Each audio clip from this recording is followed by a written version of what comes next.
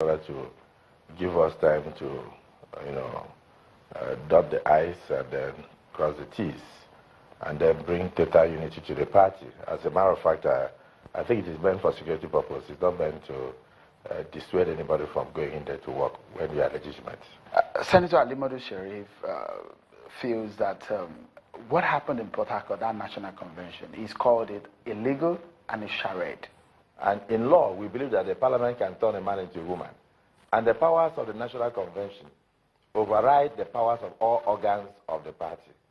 In fact, the national convention is such that even if you were elected today to be the national chairman of the party for 5 years, call it 10 years, and you served only 1 week, once the procedures are concluded and the national convention is called, the national convention can remove you. The provisions are there in our constitution in the PDP. In section 33, for instance, in section 33, subsection 3, I think subsection 5B, it says that the national convention of the PDP shall have power and authority to elect or remove any officer of the party. It shall have power to elect or remove any officer of the party. It has nothing to do with tenure.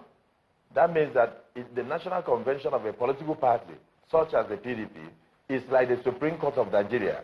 When it makes pronouncements, you can only go to heaven for appeal. So what happened in Port Harcourt was conclusive. There are arguments about the fact that the issue of caretaker committee is not cast in the constitution of the party, and as such, the issue of the caretaker committee is null and void. Listen to this. The National Convention is the supreme authority and has supremacy over all organs of the party and over all decisions pertaining to PDP. That's number one. Then two, it has the powers to remove, to appoint, even if you had appointed in NEC, and then it is only a recommendation to be confirmed by the National Convention. The appointment of Sheriff, for instance, was acting chairmanship to conclude the tenure of the northeastern part of Nigeria. And he agreed with the Board of Trustees and all organs of the party that he would stay for only 3 months and end his tenure when the current national, the then national executive will expire on the 21st day of May 2016.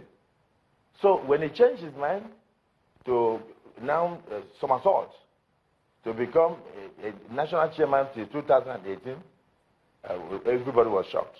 That's the first thing you need to know.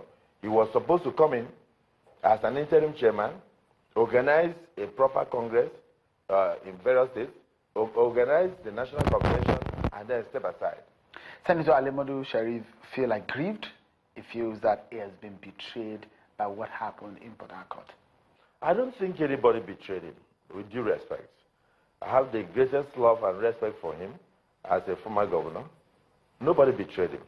I think it's a question of attempting to move the goalpost after the penalty had been blown. Here we agreed that you were going to leave in 3 months. And then all of a sudden, you want to extend your tenure. And because you were not able to extend your tenure, you are trying to see whether you can put some sand into the galley. I don't know, nobody betrayed him. Instead, we were a bit disappointed with his action because the party is bigger than any individual. It's just like a country. No sacrifice is too much to ensure the peace of this country.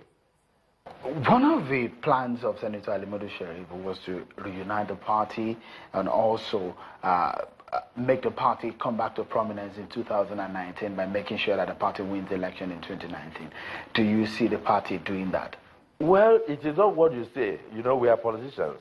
I would rather say, look at my record and don't look at my lips. That's what I used to tell my people in my state. I say, look at my record, look at my achievements. It is not what I say that will be my legacy. It is what I leave on the ground.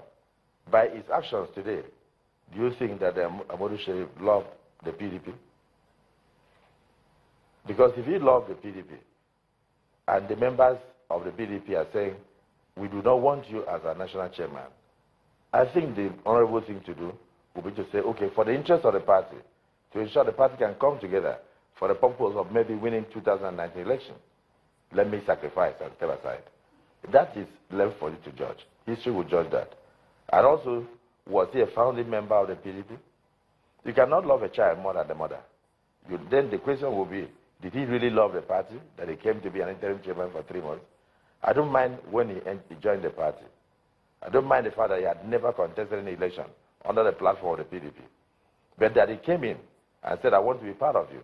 And we gave him the opportunity to be a chairman. And he said, I'm going to unite you.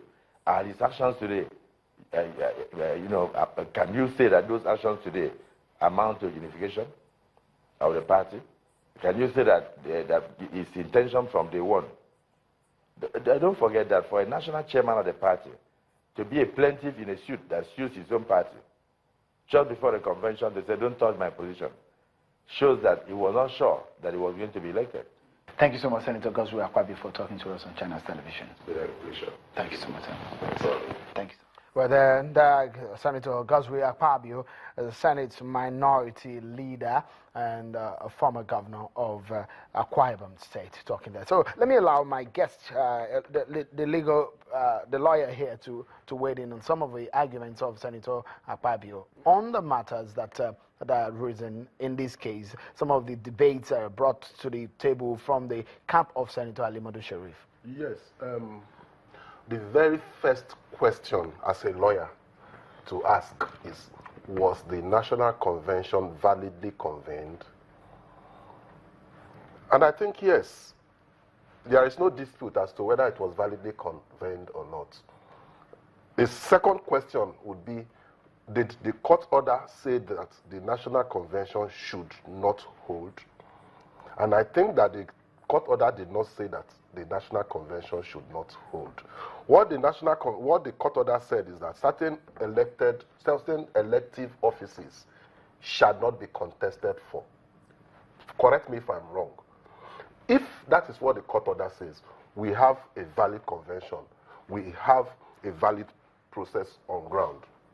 Then what the distinguished